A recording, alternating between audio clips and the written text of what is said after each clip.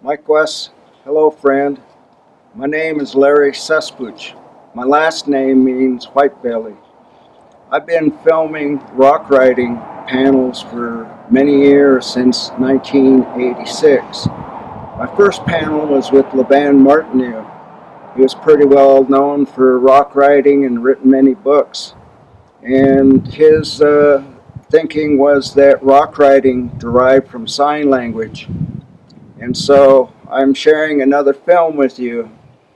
In the Footsteps of Shavano. It talks about our people, Ute people, that were in the Shavano Valley. The wow.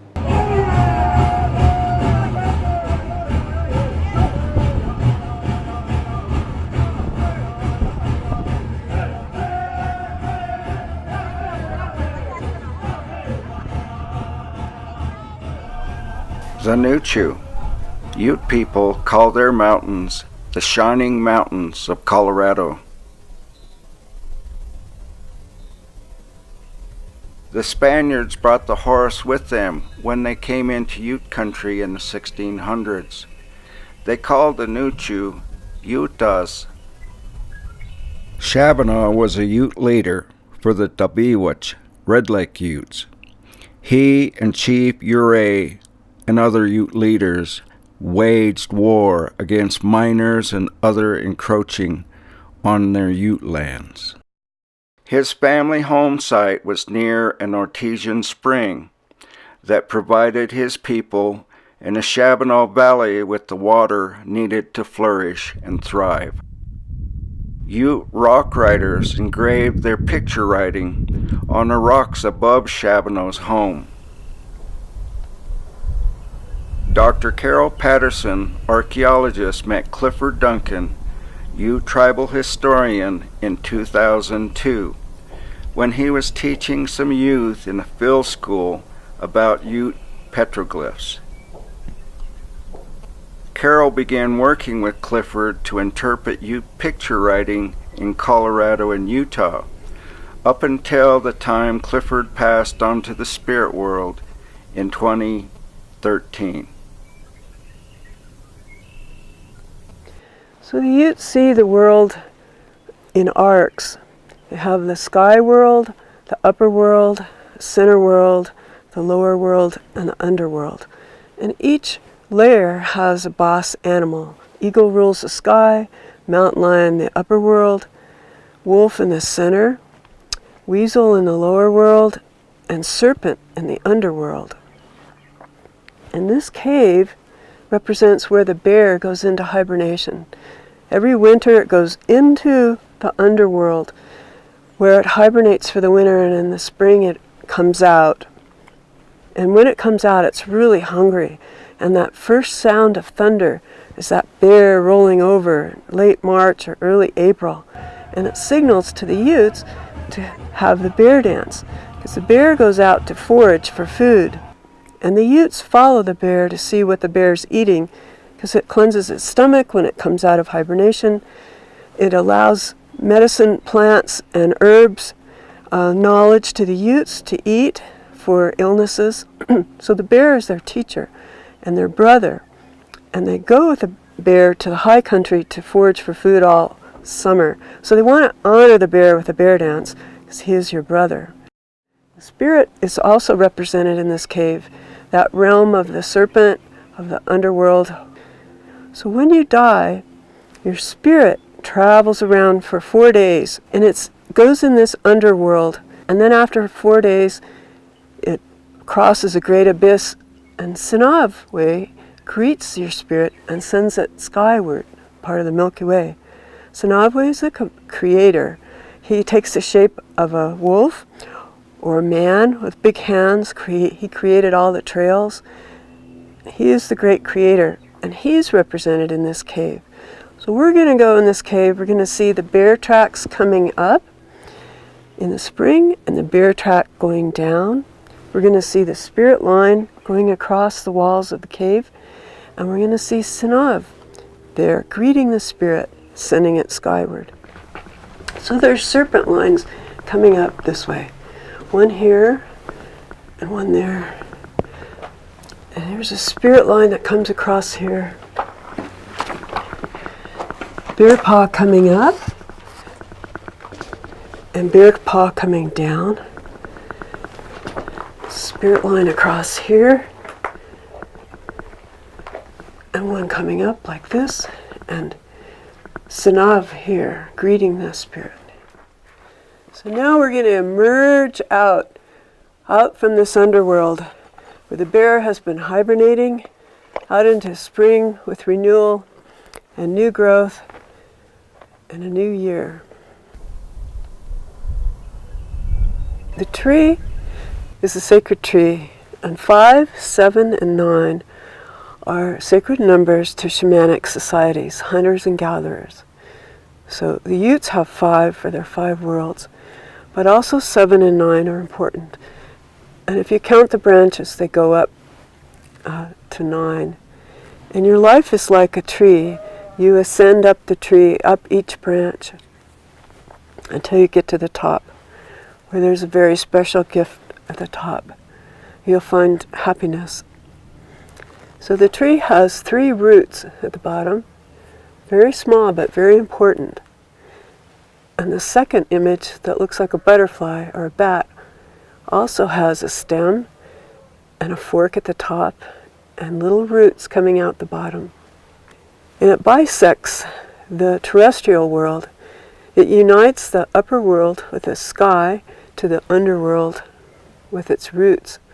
And the 3 arcs are the upper world, the center world, and the lower world in the world view.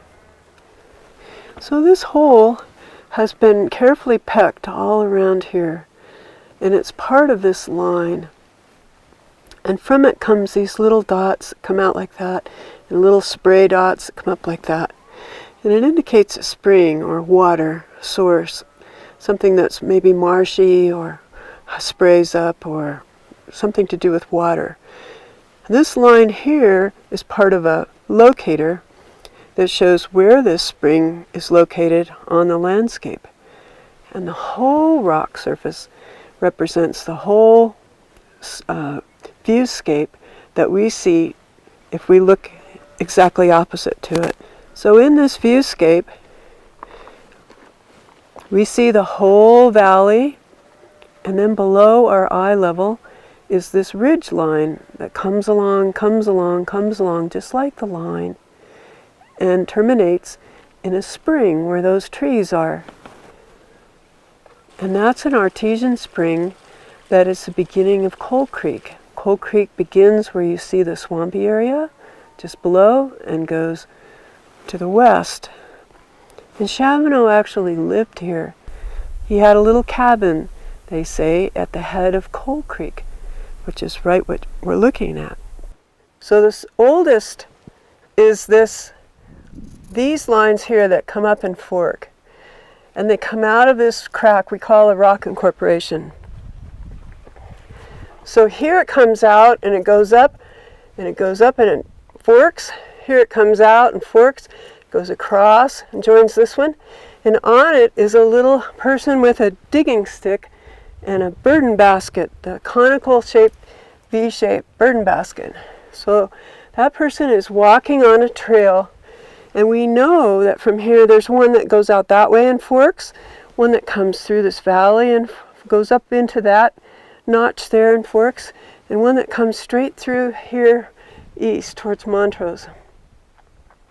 So Sanav created the trails. The trails are sacred.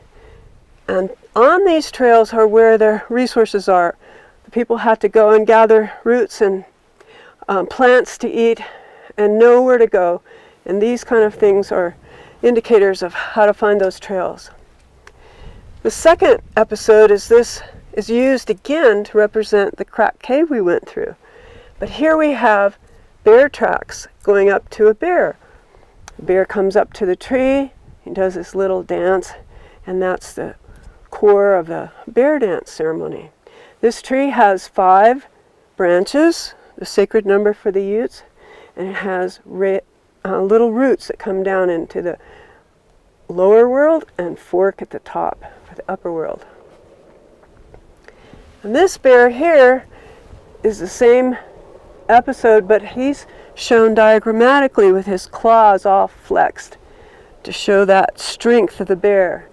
His back feet are pawing up the ground with dirt and dust coming out, and his front paws are pawing, and out of his mouth is coming spit and blood sometimes. And that ferocity is what is utilized in the bear dance for doctoring and pulling sickness out of patients. This tree is done on another time.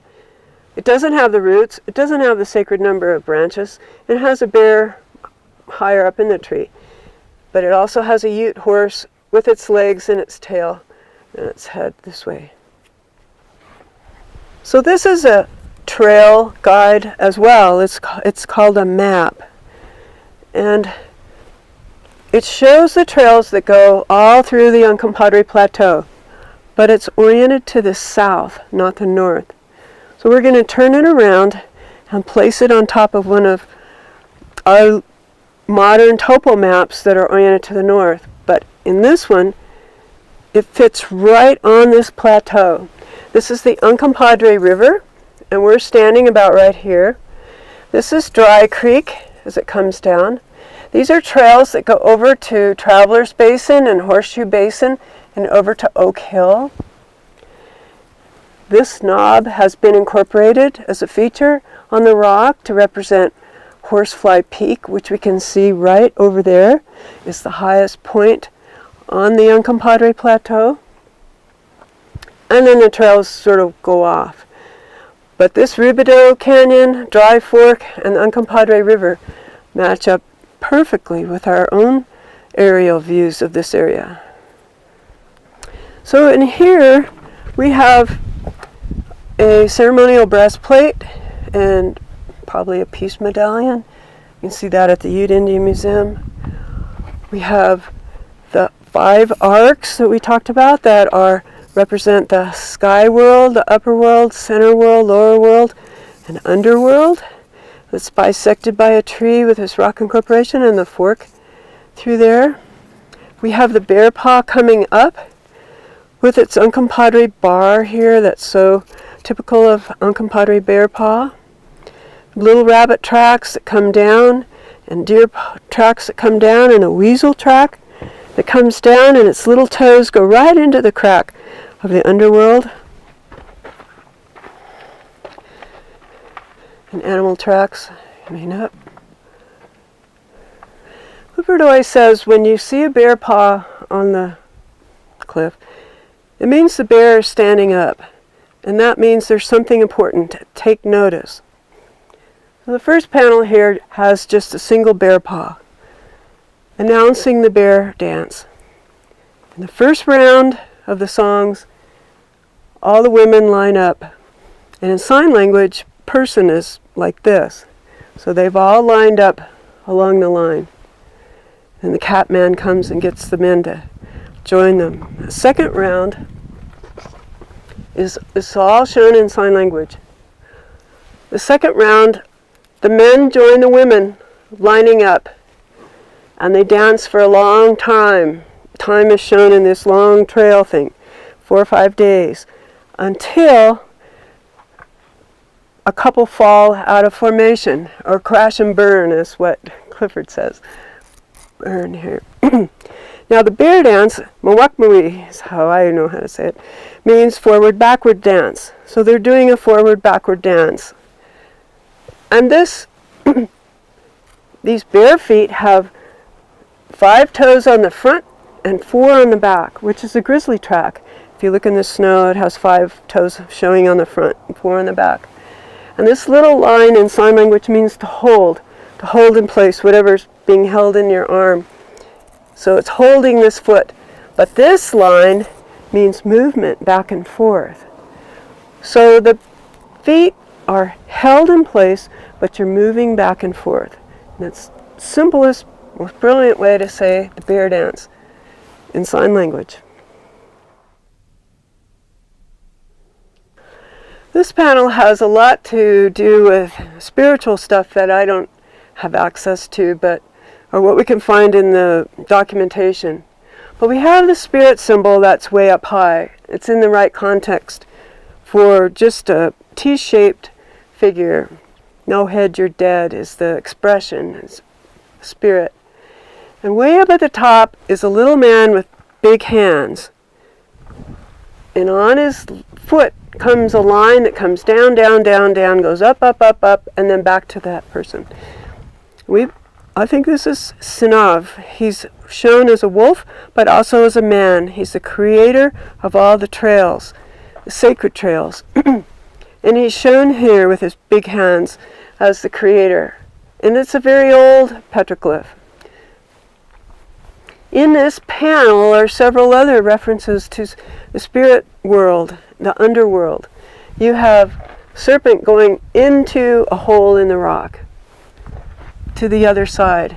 You have little spirit animals that are very hard to see without close-up photography, all just made with dots.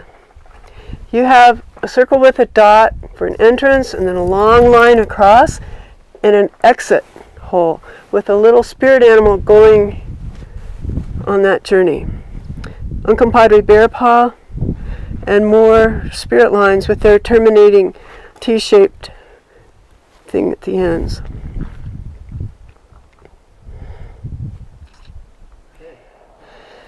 This one shows a little man with a bent arm and legs.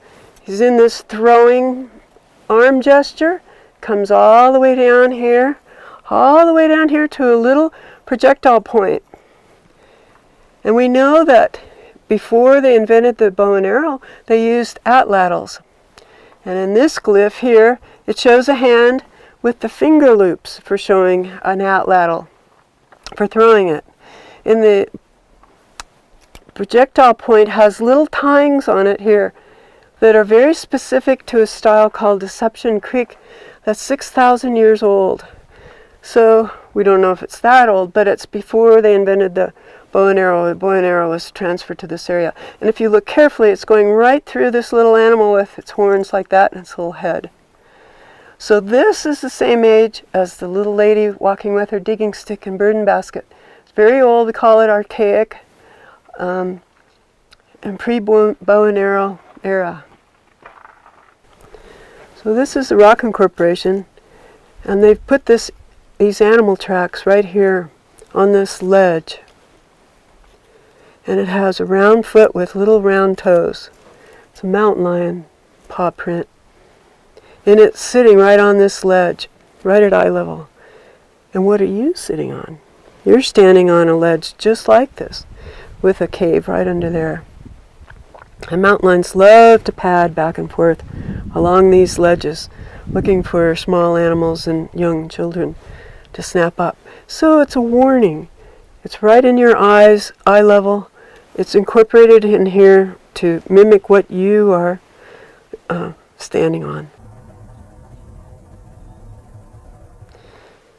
So this panel looks similar, like a map, but it's not, because it's symmetrical. Everything is equal on each side. This is a tree or a trail. It has a little animal track, and ascending up the tree is like the trail of your life. Anyway, Clifford says the important thing to remember in your life is not to get too far out on a branch. Don't get caught in a loop that many people get into. Drugs, alcohol, relationships, job, whatever. But stay on this tree till you get to the top. Clifford said, you know, I'm at the top of the tree and I don't have any more branches. Go up. Now this can be like a genealogy where a couple meets and they have children and then they have children and then they die. This is a word for cut off, cut off, cut off. So eventually the line stops. These are band symbols. Here's Yampatika or Yampatik.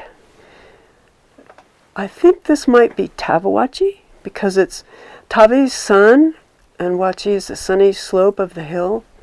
This one I don't know. And this one is maybe an extinct band.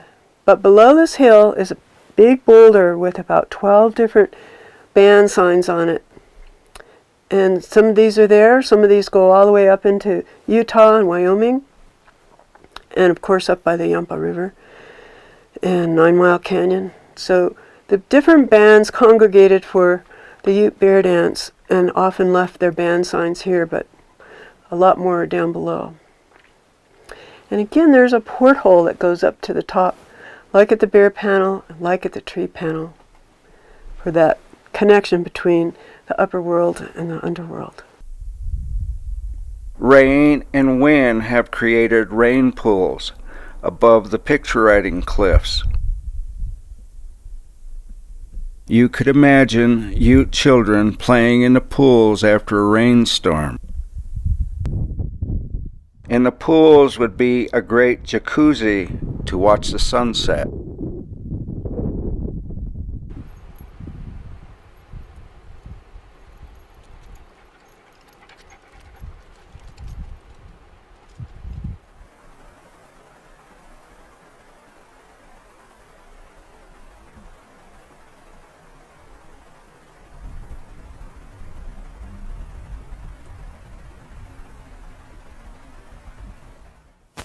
In this panel, it looks like all the Uncompahgres, here's the Uncompahgre sign of the bear, are being rounded up. And they're being forced and moved this way. This long horse, elongated horse, shows that it took a long time to make this journey. You see some of the riders here. This one would be signify a chief, has a war bonnet. These others would be like they're hungry. They have nothing because they're hollow. And that's some of what happened when they were forced out of this area. They were told not to take anything with them. So they would be hollow. They have nothing with them. You've got the Uncompahgre bear sign.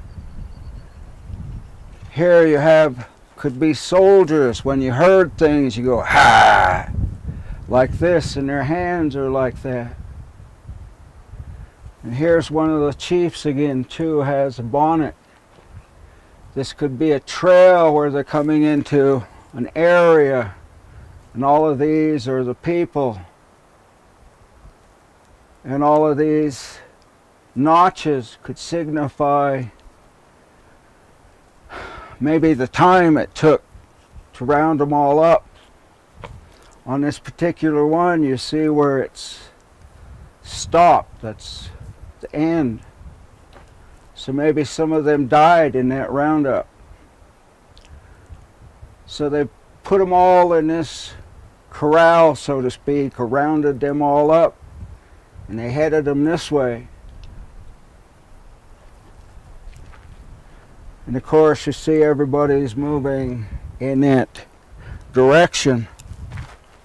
Where we are right now, that would probably mean towards the west, towards Utah.